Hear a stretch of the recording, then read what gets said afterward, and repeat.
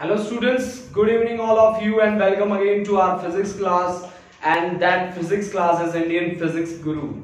That's our channel name. So हम सबसे पहले अपने चैनल का नाम लेते हैं क्योंकि ताकि आप शेयर कर सकें, सब्सक्राइब कर सकें और हमारे वीडियो अगर आपको बहुत अच्छे लगते हैं तो अपने फ्रेंड्स को जिनको जरूरत है इस टाइम पे सीबीएसई का सिलेबस जिनसे कवर नहीं हो रहा तो उनको जरूर उनके साथ शेयर करें। तो स्टूडेंट, हम जिस चैप्टर में चल रहे हैं that chapter is electromagnetic induction. Electromagnetic induction, यहाँ पे बेसिक जो फंडा है वो बेसिक फंडा है कि मैग्नेटिक फील्ड को आप चेंज करेंगे और मैग्नेटिक फील्ड को चेंज करने के कारण इलेक्ट्रिक करंट जनरेट होगा। दिस इज द बेसिक फंडा बिहाइंड दिस चैप्टर।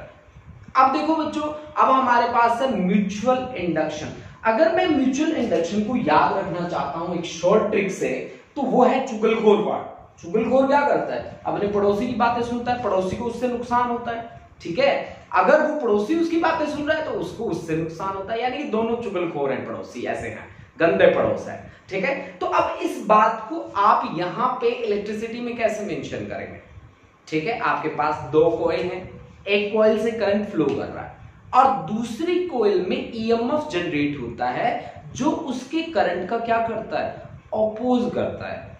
ठीक है ना, ऑपोजिंग यानी कि ऑपोजिशन ऑफर होती है दूसरी कॉइल के कारण। देखो यहां पे स्पेशली मेंशन किया गया है, it is the property of two coils. सबसे बड़ी बात, म्यूचुअल में दो होंगी, सेल्फ में एक कॉइल होगी। बाकी फंडा सेल्फ वाला ही यहां पे अप्लाई होना है।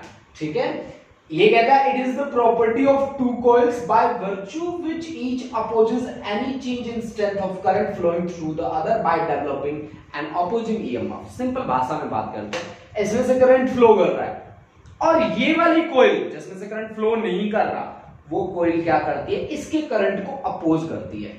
अब अपोज कैसे कर सकती है? By inducing an EMF in the opposite direction. Okay guys, by inducing an EMF in the opposite direction. Okay, अब बात करते हैं, आगे चलते हैं।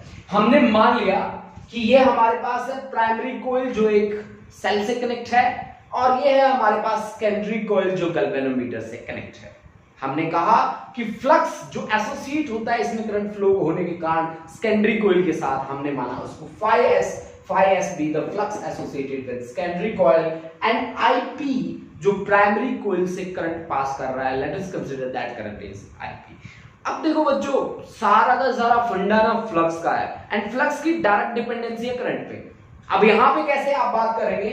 आप कहेंगे कि जी सेकेंडरी में जो फ्लक्स है वो किसके कारण है? Current through the primary coil. If we remove the sign of proportionality, then we have to multiply some constant. That constant is m into Ip, MIP. M is coefficient of mutual induction. M क्या है बच्चों? M है coefficient of mutual induction, where M is equal to coefficient of mutual induction.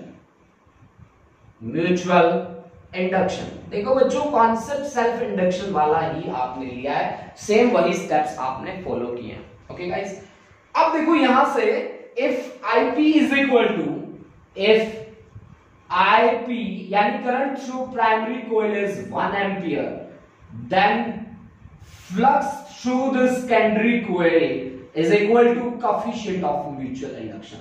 यहां से आप definition भी बना सकते हो इस चीज को देख के कि coefficient of self induction is defined as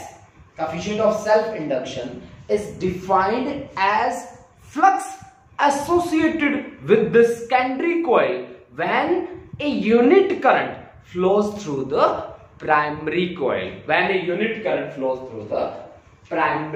coil. ठीक है, इस चीज को आप नोट कर ले गाइस। अब देखो अकॉर्डिंग टू फैराडे क्या कहता है? अकॉर्डिंग टू फैराडे का लॉ हमें कहता है कि जो ईएमएफ इंड्यूस होगा that will be the negative of change of magnetic flux with respect to time, and that flux is, जैसा सेल्फ इंडक्शन में चलते जाओ d by dt of MIP। ठीक है, तो m तो कांस्टेंट है, तो ईएमएफ हमारा क्या रहा? -m dIP by dt. In similar manner we can define coefficient of mutual induction from here also. कैसे? if rate of change of current through the primary coil is 1 ampere per second, then magnitude of EMF induced is equal to coefficient of mutual induction. अगर dIP/dt की value को 1 रख दूं तो EMF किसके equal आता है? -m के बराबर। मुझे मैग्नीट्यूड लेना है, मैं मैग्नीट्यूड ले लेता हूं, तो मैग्नीट्यूड ऑफ EMF क्या रहेगा? Coefficient of mutual induction. अब भी डिफाइन कर सकते हैं। Coefficient of mutual induction is defined as the EMF induced in the coil if rate of change of current is unit. If rate of change of current is unit. जैसे आपने unit लिखी थी पीछे L की Henry, वैसे ही unit यहां पे भी M की यूनिट क्या है? SI unit of coefficient of mutual induction M is also Henry. This is also Henry. ठीक है, ये इसकी यूनिट SI यूनिट भी उसकी क्या है? हेनरी है। और डायमेंशनल फॉर्मूला भी सेम है जैसा L का था, DF of M, dimensional formula of coefficient of mutual induction M1 L2 T-2 A-2. This is the same dimensional formula. SI unit and same as that of L. L was coefficient of क्या? Self induction. Coefficient of self induction के जो unit और dimensional formula थे वही इसके unit and dimensional formula है। बच्चों dependency भी वही है जो L की थी, लेकिन फिर भी हम एक बार उसको मेंशन कर देते हैं। मैं आपको नोट करके बता देता हूं, ठीक है बच्चों? आपका टाइम जहां वेस्ट ना करते हुए मैं सीधा नोट करता हूं इन चीजों। हाँ जी स्टूडेंट्स, अब हम बात करते हैं coefficient of mutual induction depend किस पे करता है। देखो बच्चों, इसका जनरल क्या है? जनरल है कि इसमें से करंट पास कर रहा है, इस कॉइल में से करंट पास करता है, तो इसका जो मैग्नेटिक फील्ड है इन दोनों को इतना नजदीक रखना है कि इसके मैग्नेटिक फील्ड में ये आ जाए। अगर इसके करंट की वैल्यू 0 टू मैक्सिमम जा रही है तो इसके साथ जो फील्ड एसोसिएट होगा वो भी 0 से मैक्सिमम जाएगा। अब आपको पता है मैग्नेटिक फील्ड अगर 0 से मैक्सिमम जाएगा तो मैग्नेटिक फील्ड में चेंज होगा, जो इसके साथ एसोसिएट है उसमें मैग्नेटिक फील्ड में चेंज होगा। फील्ड में चेंज होना सीधा सीधा किस में चेंज हो जाता है? फ्लक्स में चेंज हो जाता है। और फ्लक्स में अगर चेंज होगा तो EMF इंड्यूस होगी, और जो EMF इंड्यूस होती है उसकी डायरेक्शन फ्लो से अपोजिट होती है। तो मान लीजिए कि ये सेल करंट है, ये डायरेक्शन है, तो इससे अपोजिट डायरेक्शन में इसमें EMF इंड्यूस हो जाएगा, जो इसकी ग्रोथ, इसमें जो करंट की ग्रोथ हो रही है उसको क्या करेगा? रोकेगा। तो अब आपके पास दो कॉइल हैं, ठीक है, दो कॉइल हैं, तो कोएफिशिएंट ऑफ म्यूचुअल इंडक्शन इन दोनों की रिलेटिव प्लेसमेंट पे डिपेंड करता है। कोएफिशिएंट ऑफ म्यूचुअल इंडक्शन इसके नंबर ऑफ टर्न्स पे डिपेंड करता है, इसका area of cross section, length, material use, इन चीजों पे डिपेंड करता है। लेकिन करंट कितना फ्लो कर रहा है उस बात पे ये डिपेंड नहीं करता, ठीक है, उस बात पे ये डिपेंड नहीं करता। ये सारी चीजें हमने लिखी हैं कि coefficient of mutual induction shape, size, number of turns पे डिपेंड करता है, relative placement, distance between two coils पे डिपेंड करता है। अब देखो बच्चों, अगर हम इन कॉइल को अलग अलग मान लें, भाई ये कॉइल है अकेली है तो इसका कोएफिशिएंट ऑफ सेल्फ इंडक्शन भी होगा। Let us consider that is L1. Let L1 be the coefficient of self induction of primary coil and L2 be the coefficient of self induction of secondary coil. Then coefficient of coupling is defined as M upon under root L1 into L2. M क्या है? coefficient of mutual induction. L1 क्या है? coefficient of self induction of primary coil. L2 क्या है? coefficient of self induction of secondary coil. अब देखो बच्चों, अब K की वैल्यूज किस तरह से वेरी करते हैं। अगर एक दूसरे के ऊपर हमने प्राइमरी और सेकेंडरी को लपेट दिया तो K की वैल्यू होगी 1। K की वैल्यू 0 और 1 के बीच लाई करती है। अगर दोनों को पैरेलल रखा तो K की वैल्यू ग्रेटर देन 0 रहेगी लेकिन लेस देन 1 रहेगी। अगर दोनों को परपेंडिकुलर रखा तो K की वैल्यू सबसे कम होगी, मिनिमम वैल्यू होगी आपके पास K की, यानी कि मैक्सिमम वैल्यू कब है? जब हमने एक दूसरे के ऊपर बाउंड किया है। इंटरमीडिएट वैल्यू कब है? जब पैरेलल रखा है। जब परपेंडिकुलर रखा तो K की वैल्यू क्या आ गई? 0 आ गई, ठीक है। अब हमने क्या कहा?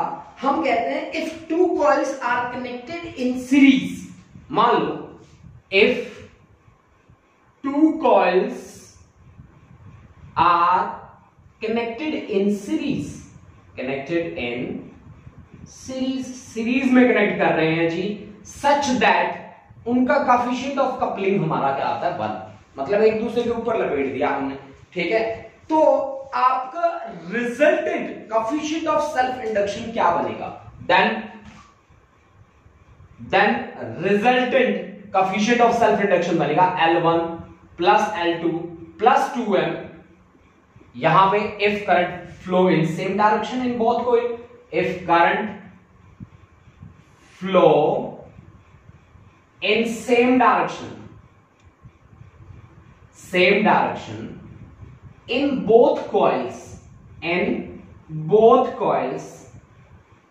ठीक है। अगर ऑपोजिट डायरेक्शन में करंट का फ्लो हो तो आपके पास L की वैल्यू क्या होगी, then L is equal to L1 plus L2 minus 2m if current flow in opposite direction